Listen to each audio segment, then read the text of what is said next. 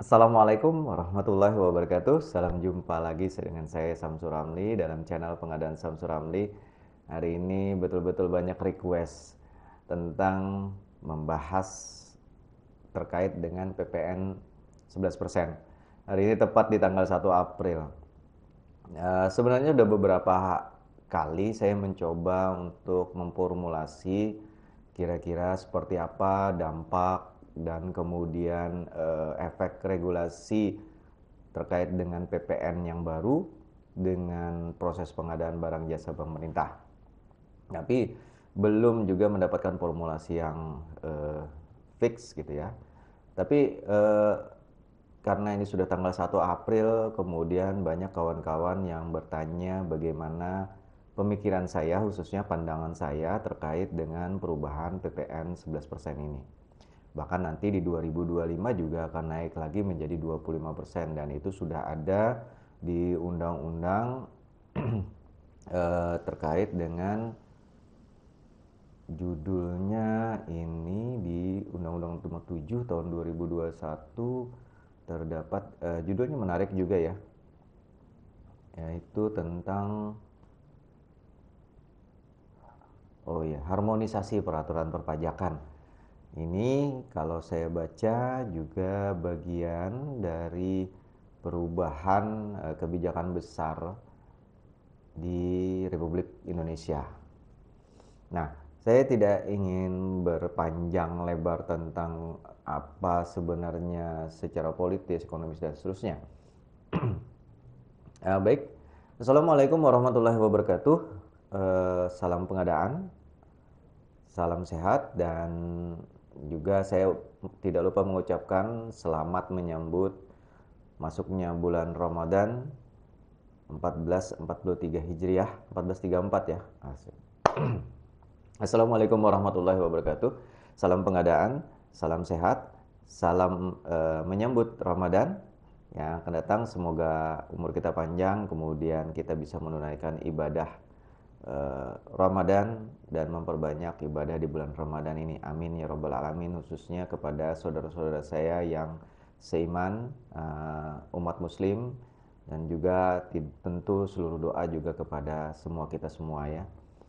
Baik.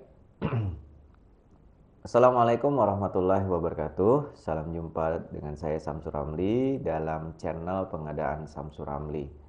Beberapa hari ini banyak sekali request kepada saya untuk membahas dampak PPN yang berubah nilainya atau tarifnya dari 10% menjadi 11%. Dan nanti 2025 juga menurut Undang-Undang 7 tahun 2021 itu akan diharmonisasi lagi menjadi 12%. Dampaknya kepada pengadaan barang jasa seperti apa? Pertama yang harus kita pahami bahwa pajak pertambahan nilai yang terikat kepada peraturan regulasi pengadaan barang jasa adalah terkait kewajiban bendahara pemerintah untuk menjadi petugas pemungut pajak pertambahan nilai yang merupakan pajak keluaran dari sisi penyedia atau pelaku usaha, di mana setiap pelaku usaha yang menyerahkan barang kena pajak atau jasa kena pajak kepada pemerintah otomatis menggunakan belanja APBN APBD itu kemudian wajib dipungut 10%. Itu dulu. Sekarang menjadi 11%. Tentu ini pasti berdampak kepada formulasi penganggaran khususnya.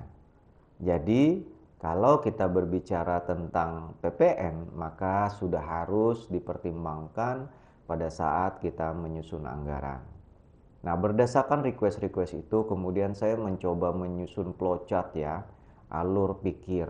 Karena memang tidak mudah untuk menyusun alur pikir ini, kayak memerlukan waktu yang cukup panjang untuk memberanikan diri membuat alur pikir ini dari sisi pengadaan barang jasa. Pertama, sebelum kita masuk, ada prakondisi yang saya buat di dalam skenario simulasi alur ini.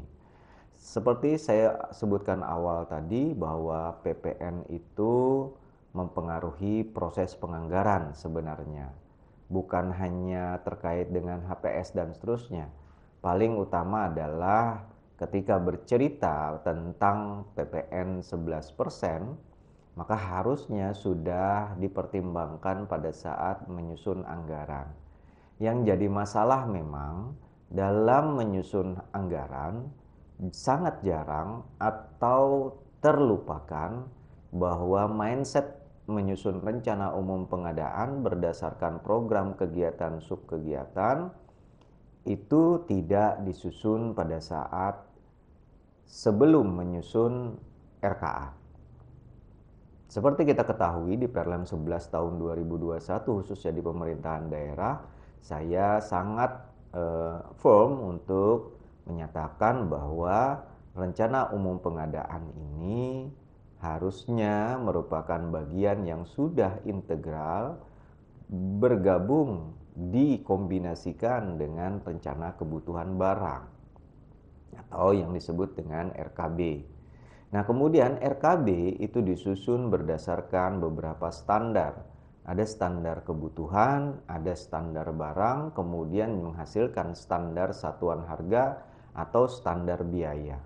Dalam formulasi-formulasi yang sudah dikenal di dalam pengelolaan keuangan, khususnya dalam pengelolaan keuangan negara maupun keuangan daerah. Di dalam SSH standar biaya, ada juga yang dikenal dengan analisis standar biaya, kemudian menjadi HSPK dan seterusnya. Mestinya formulasi 11% PPN ini pada saat kita menyusun anggaran tahun 2022 kemarin di 2021 sudah ada formulasi yang menyebutkan bahwa pembayaran itu akan memasuki bulan April atau tidak. Nah, maka di dalam flowchart ini saya membuat bahwa kita lihat DPA-nya, dokumen pelaksanaan anggaran. Kalau di APBN DIPA. Nah, komposisi DIPA sebelum menjadi DIPA harusnya sudah memformulasikan 11% ini. Karena apa? 2022 pasti melewati bulan April. Tipologi PPN itu dipungut oleh bendahara. Ini sesuai dengan Undang-Undang PPN. Di situ sangat jelas sekali pajak pertambahan nilai dan pajak penjualan barang mewah, jelas sekali bahwa disebutkan yang menjadi petugas pemungut pajak pertambahan nilai, khususnya untuk pajak pertambahan nilai yang sifatnya pajak keluaran, ini kemudian ditugaskan kepada bendahara, baik yang terutama adalah bendahara umum daerah. Nah, mohon maaf buat kawan-kawan yang di APBN, karena saya adalah pelaku pengadaan barang jasa di daerah, mungkin mindsetnya agak lebih banyak pengadaan barang jasa di daerah. Tetapi tentu substansinya tidak jauh berbeda dengan, khususnya untuk persoalan PPN ini tidak berbeda jauh dengan APBN.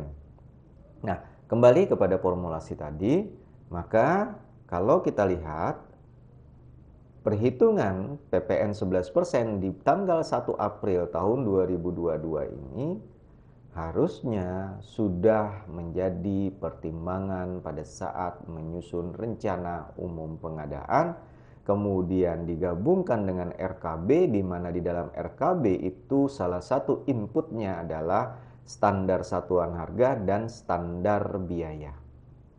Yang di dalamnya ada ASB, analisis standar biaya, kemudian ada HSPK dan seterusnya. Jadi mafhumnya, meskipun belum ada kejelasan terkait dengan kapan mulainya, tetapi di dalam formulasi perencanaan itu mestinya sudah diperhitungkan, sehingga nanti pada saat proses pelaksanaan ketika dokumen pelaksanaan anggaran itu sudah ditetapkan, maka hal ini tidak menjadi gangguan.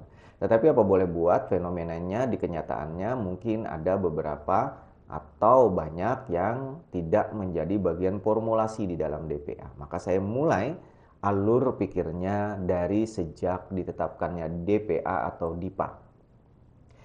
Yang harus kita lihat, sekarang pertanyaannya, DPA atau DIPA pada saat kemarin menyusun anggaran, apakah sudah masuk pertimbangan 11% di bulan April?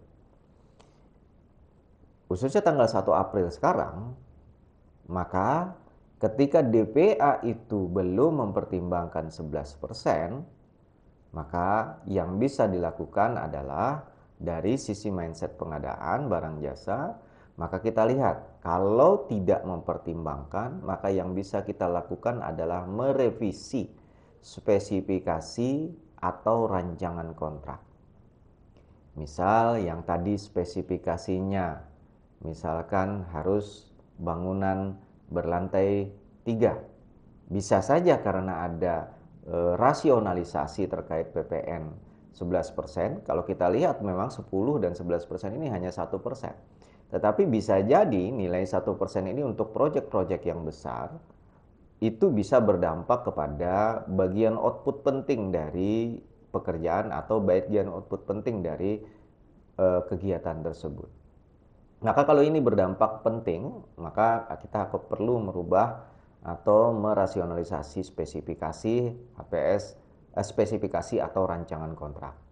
Kalau misalkan spesifikasinya tidak bisa diubah, maka kita bisa lihat pada rancangan kontrak. Karena rancangan kontrak ini terdapat juga unsur-unsur biaya.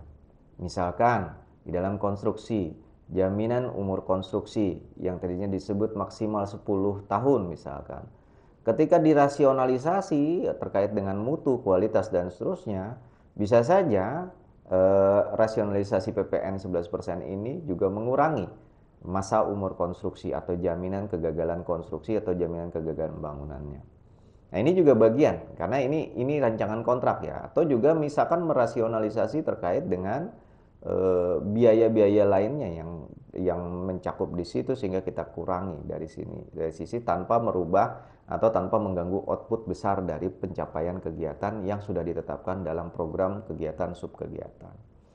Nah, ada beberapa kejadian mungkin nanti kita lihat revisi spek kontrak apakah bisa dilakukan atau tidak. Kalau misalkan bisa dilakukan, kita lanjut saja kepada persiapan pengadaan yaitu penyusunan HPS. Tetapi kalau misalkan ini tidak bisa dilanjutkan karena memang tidak bisa Pak spesifikasi kontrak. Spesifikasinya sudah seperti itu, outputnya harus seperti itu, rancangan kontraknya harus seperti itu, sehingga tidak memungkinkan kita untuk merubah spesifikasi HPS rancangan kontrak yang berdampak nanti kepada HPS pada saat menyusun HPS, sehingga PPN 11% ini bisa kita akomodir, maka kemudian kita harus lihat kemungkinan yaitu merubah DPA. Atau yang disebut dengan revisi DPA atau revisi DIPA. Jadi ada dua cara ini yang bisa dilakukan.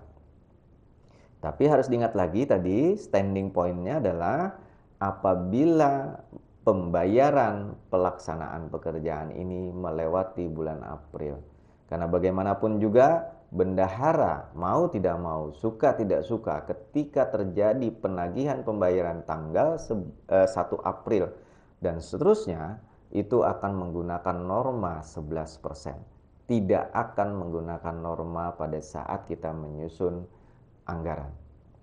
Ini sudah beberapa teman yang menyebutkan dan mengkomunikasikan dengan saya, dan umumnya di kebiasaan ya, bukan kebiasaan, di umumnya di teman-teman bendahara pemungut PPN, mereka jauh lebih merasa firm bahwa PPN itu mengikat pada saat pembayaran. Dan di beberapa artikel juga terkait dengan PPN seperti itu.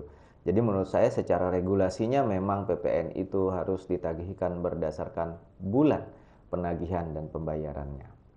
Nah, demikian. Kita lanjut lagi.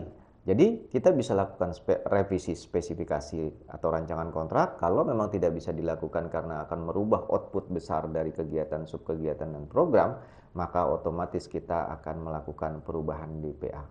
Rasionalisasi DPA adalah pilihan akhir ketika semua tidak bisa dilakukan, dan ini tentu harus bekerja sama dengan tim penyusun anggaran, pimpinan KLPD, dan juga unsur-unsur lainnya.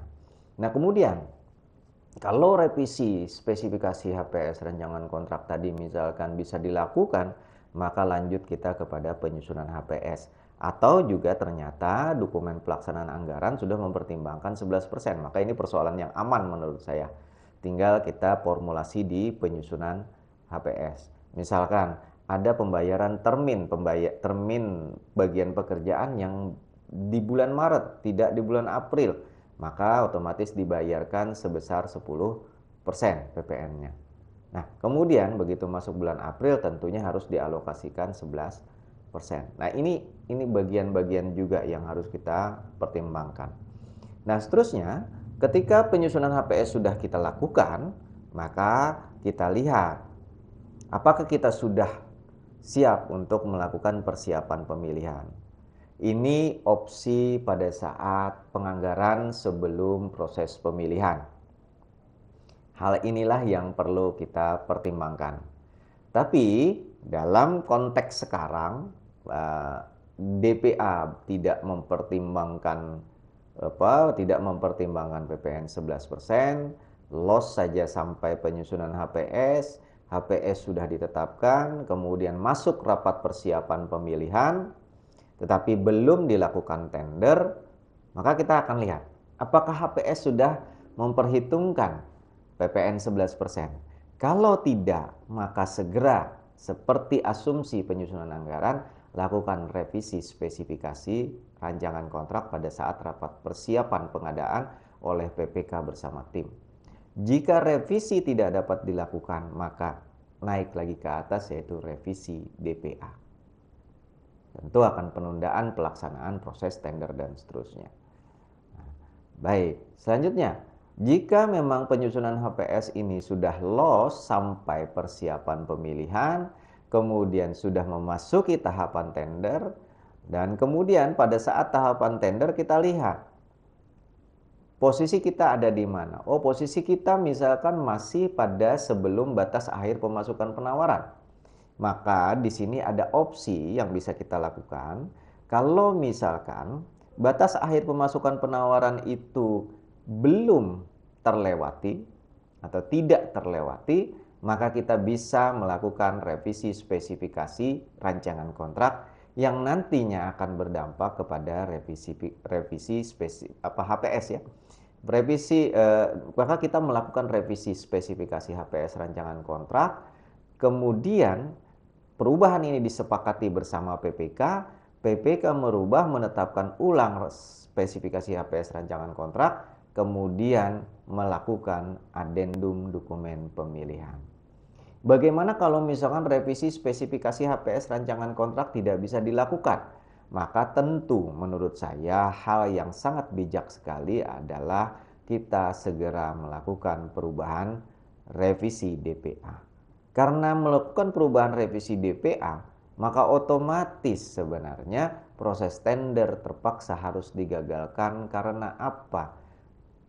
Formulasi HPS tidak memperhitungkan PPN 11% yang berpotensi pada merugikan para pihak dan selanjutnya juga bisa berpotensi membuat kita melanggar undang-undang terkait perpajakan ini. Nah, ini yang harus kita mitigasi risikonya. Jadi, kita bisa saja membatalkan tender atas dasar tidak diperhitungkannya PPN 11% tadi di dalam proses tender yang sebelum batas akhir pemasukan penawaran.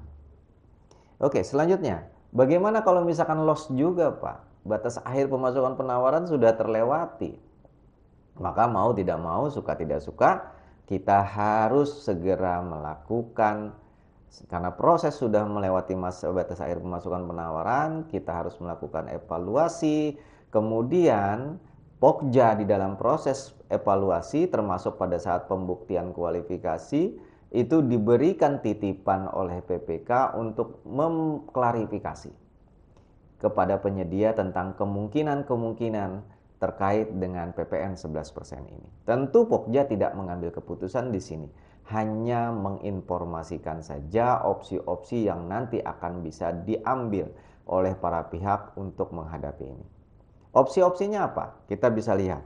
Paling lambat PPK dapat melakukan klarifikasi terkait dengan PPN ini pada saat rapat persiapan penandatanganan kontrak.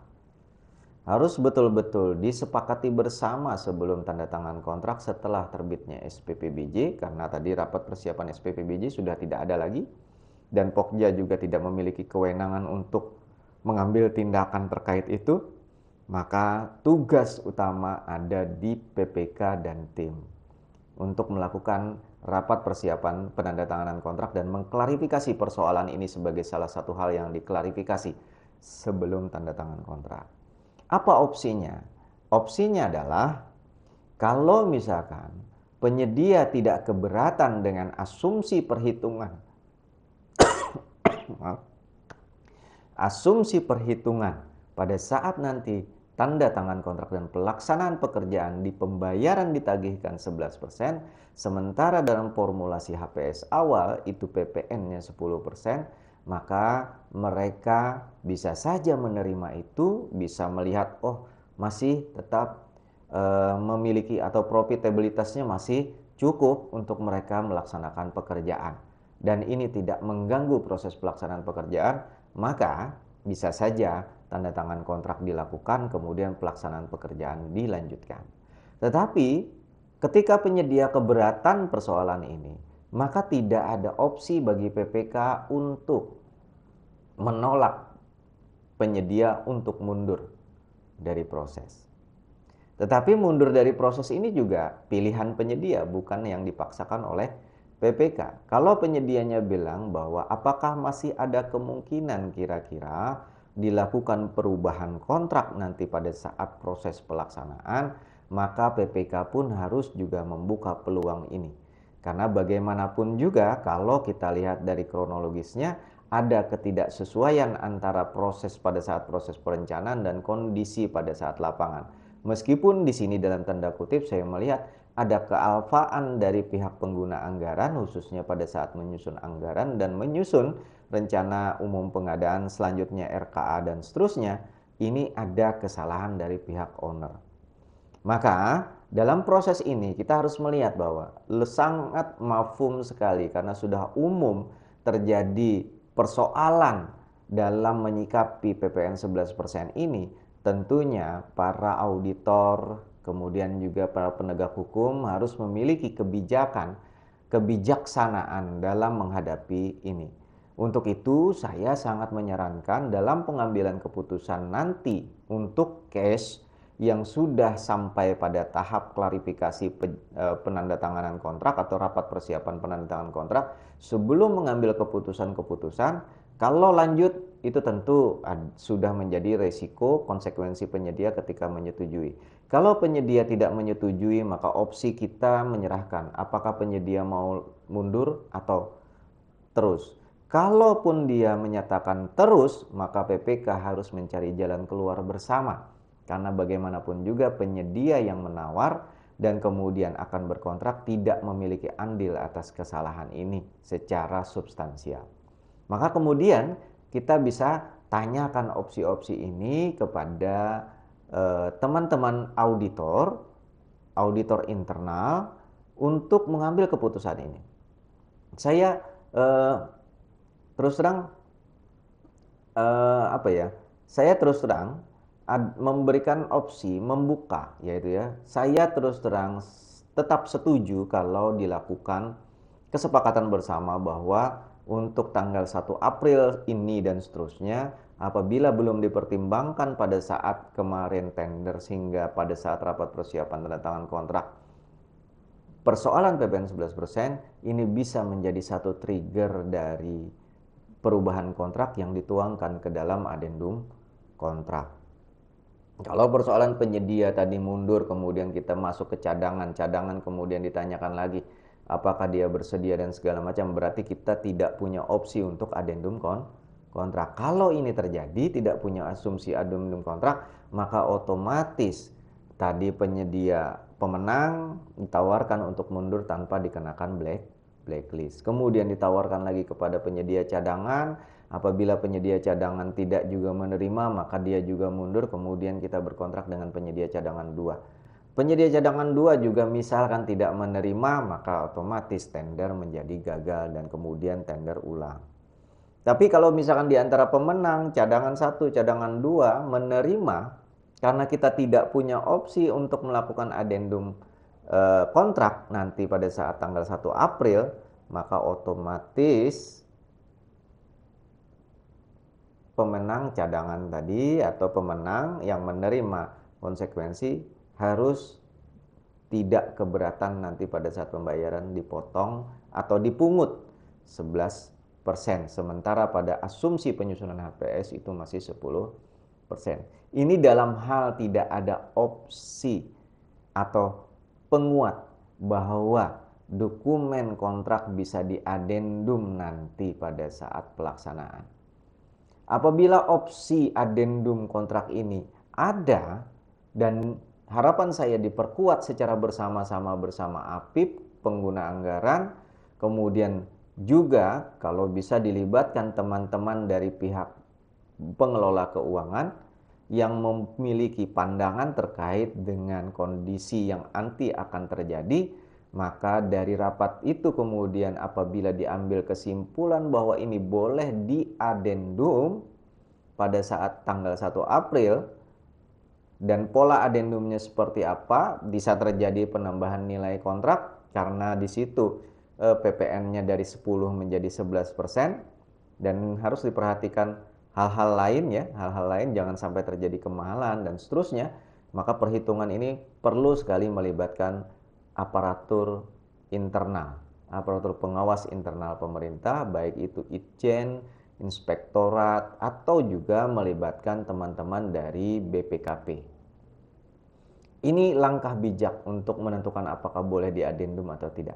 Kalau boleh, maka pada saat rapat persiapan tanda tangan kontrak, kemudian tanda tangan kontrak, pada saat tanda tangan kontrak segera buat kesepakatan tentang perubahan itu di dalam tata cara pembayaran kontrak, khususnya di SSKK atau syarat-syarat khusus kontrak. Dan kemudian juga akan merubah formulasi nilai kontrak, terjadi adendum penambahan nilai kontrak. Karena apa? PPN yang tadinya 10% menjadi 11%. Demikian pandangan dari saya, mudah-mudahan flowchart ini bisa membantu mitigasi risiko. Sekali lagi, ada prakondisi-prakondisi yang kawan-kawan harus lakukan, harus sepakati bersama. Saya Samsur Ramli, mudah-mudahan ini bisa menjadi satu solusi buat kawan-kawan di lapangan. Kalaupun ini tidak, ya inilah ikhtiar saya untuk menyampaikan bahan pemikiran. Saya Samsur Ramli, salam pengadaan. Wassalamualaikum warahmatullahi wabarakatuh.